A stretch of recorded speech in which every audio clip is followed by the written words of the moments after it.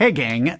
When it comes to faith, I think there are far too many of us who have bought into this idea that faith is sort of like an exclusive club. And in that club, there are all these unwritten rules, and those in the club, they get it, while the rest of us, we don't have a clue what it even is.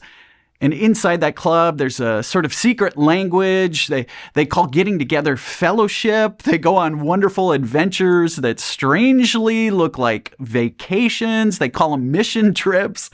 They talk about putting on the armor of God as though life is a daily battle. They say they have Jesus in their heart. Folks, I don't know about you, but when I'm around people like this, I feel like my life is just too ordinary and way too mundane. Gang, when Jesus roamed the earth, he didn't use big words, he didn't use Christian code, and he was never into starting clubs. He actually didn't expect much from the people who followed him. He just asked them to join him on an adventure, and he cared for their hearts. And he wanted to teach them how to care for one another's hearts. So this week, on the Daily Dose, we're going to talk about faith. Not as some exclusive club. Rather, we're talking about a faith for the rest of us. I got to tell you something. My family doesn't have a great track record when it comes to hunting.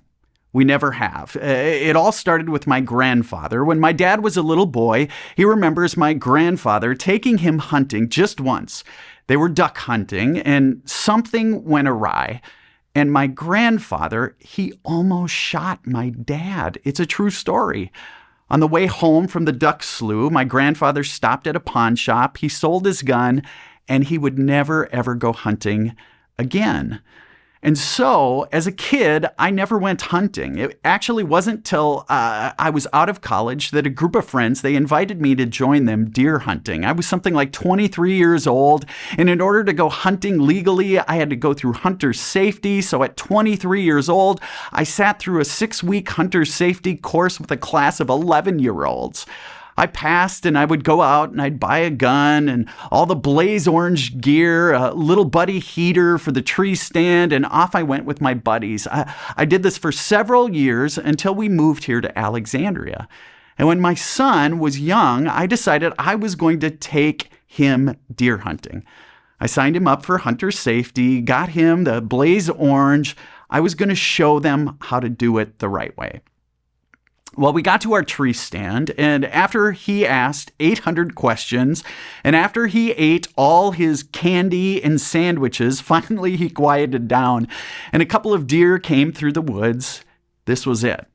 I was going to redeem our family's history. I was going to show my son how to take a deer. I brought up my gun. I looked through the scope. I put the deer in the crosshairs. I pulled the trigger, and the deer took off running.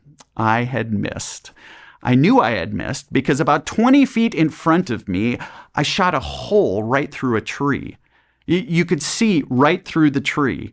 You might not ever want to go hunting with a member of our family. I remember packing up my stuff, and my son, he said to me, "It's okay, Dad. We'll get him next time.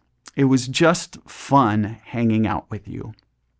I tell you this story because there are some Christians who are fond of using analogies about targets and are fond of pointing out when others miss the mark and are blowing it.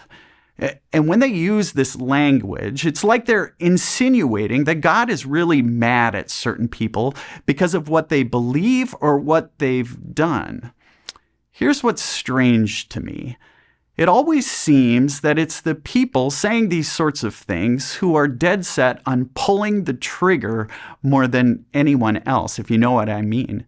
They find anyone who messes up or has made a bad decision and gets them in their crosshairs of their judgment gun.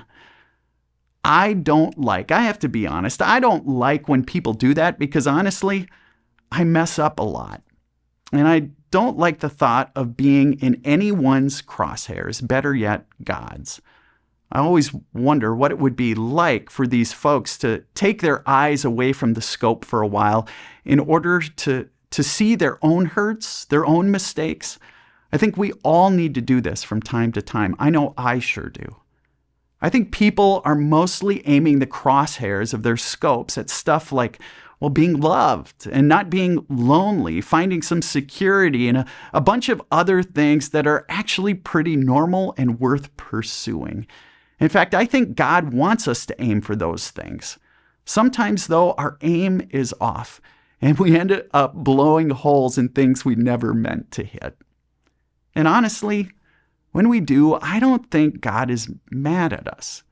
God knew when God made the world that there was going to be some hurt and pain, and we were going to get hurt from time to time. God doesn't get mad because we've missed the mark. When we miss the mark, God's the one grabbing my hand and your hand and saying, it's okay, we'll get him next time.